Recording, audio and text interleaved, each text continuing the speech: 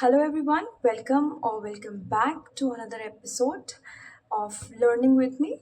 And today we are going to talk about the concentration of a solution. तो concentration terms जानने से पहले let me introduce some important thing to you. And आप लोगों को ये बात तो पता होगी नहीं कि जब हम किसी particular चीज़ में मतलब जब हमें सोल्यूशन बनाना है, मान लीजिए हमें सोल्यूशन बनाना है, तो हम कैसे बनाएंगे? हमारे पास क्या क्या चीज़ें होनी चाहिए कि हम सोल्यूशन बनाएंगे? हमारे पास होना चाहिए एक सॉल्यूट और हमारे पास होना चाहिए एक पर्टिकुलर सॉल्वेंट जिसमें हम उसको डिसॉल्व करेंगे। और जब सॉल्यूट और सॉल्वेंट मिल जाते हैं तो हमें क्या मिलता है बेटा? हमें मिलता है सॉल्यूशन। ठीक है, जैसे आप देखिए ना, जैसे आप शुगर डिसॉल्व करते हैं वाटर में तो आपको शुगरी वाटर का एक सोल्यूशन मिल जाता है ना। तो शुगर को आपने वाटर में डिसॉल्व किया तो आपको एक सोल्यूशन मिला, सॉल्ट को आपने वाटर में डिसॉल्व किया तो आपको एक सोल्यूशन मिला।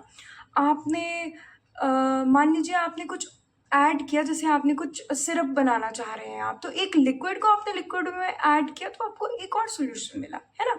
तो ये डिफरेंट आपके फेजेस, आपके स्टेट जो भी हैं डिफरेंट हो सकते हैं।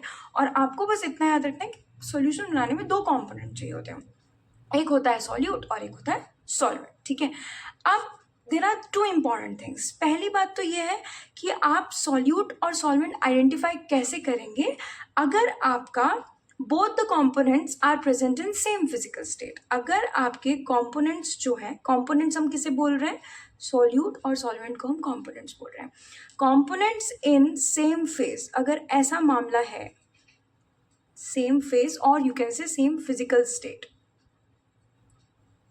सेम फिजिकल स्टेट में अगर कंपोनेंट्स आपके हैं, उस केस में जो लेस क्वांटिटी में है बेटा वो आपका क्या हो जाएगा? सॉल्यूट हो जाएगा।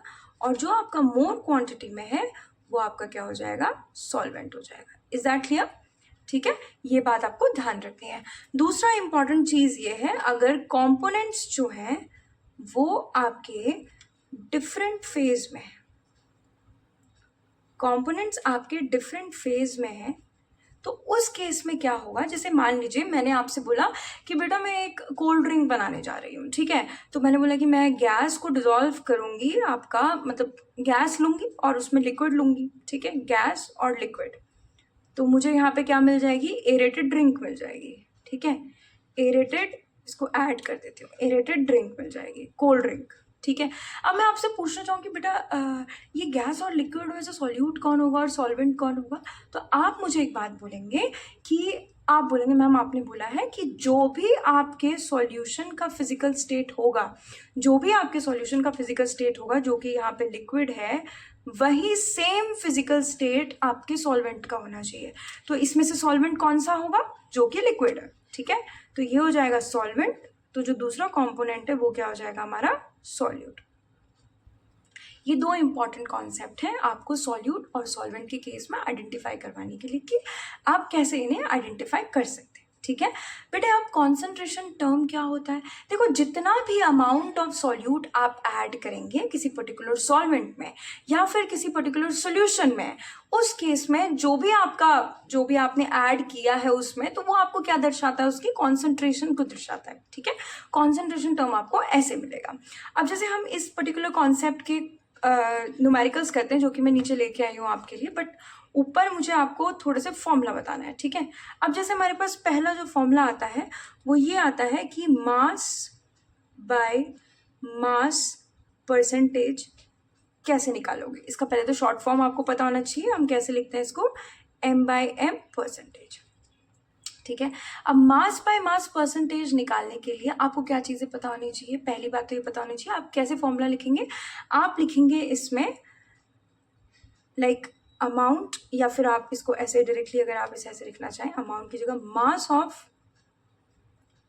Solute divided by mass of solution. बेटा हमेशा याद रखना, नीचे सॉल्वेंट नहीं आता है, नीचे सॉल्यूशन आता है, into 100।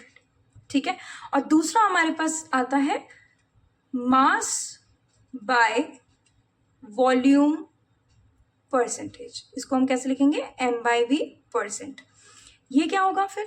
Mass of solute upon volume of solution. देख रहे हैं आप मैं कैसे लिख रही हूँ, पहले m/v है तो पहले m आएगा, ऊपर वाला m वाला टर्म आएगा, नीचे आपका क्या आएगा, वॉल्यूम वाला टर्म आएगा, इनटू 100 तो आपको पता ही है परसेंटेज निकालने के लिए, ठीक है। उसके बाद जब मैं लिखूंगी वॉल्यूम बाय वॉल्यूम परसेंटेज, उस केस में आप कैसे लिखेंगे, वॉल्यूम ऑफ सॉल्यूट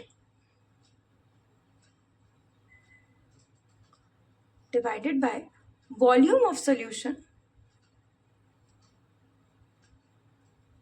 इनटू 100। ये 3 फॉर्मूला आपके एनसीईआरटी में गिवन है और इन्हीं के बेसिस पे आप पे न्यूमेरिकल पूछा जाता है। आपको मैं बताऊंगी 3 न्यूमेरिकल के थ्रू कि कैसे हम इस चीज़ को स्टेप बाय स्टेप सॉल्व कर सकते हैं। कहीं पे अगर हमें सॉल्यूशन की वैल्यू नहीं दी है तो कैसे निकालेंगे बेटे, हम सॉल्यूट और सॉल्वेंट को ऐड कर देंगे ना तो सॉल्यूशन आ जाएगा, ठीक है। तो उसमें आपको कोई दिक्कत करने वाली बात नहीं है, आप अभी इतना सा रिवाइज करिए। नेक्स्ट वीडियो में मैं आपको बताऊंगी कि आपने इसके न्यूमेरिकल कैसे सॉल्व करना है, ठीक है। Till then take care.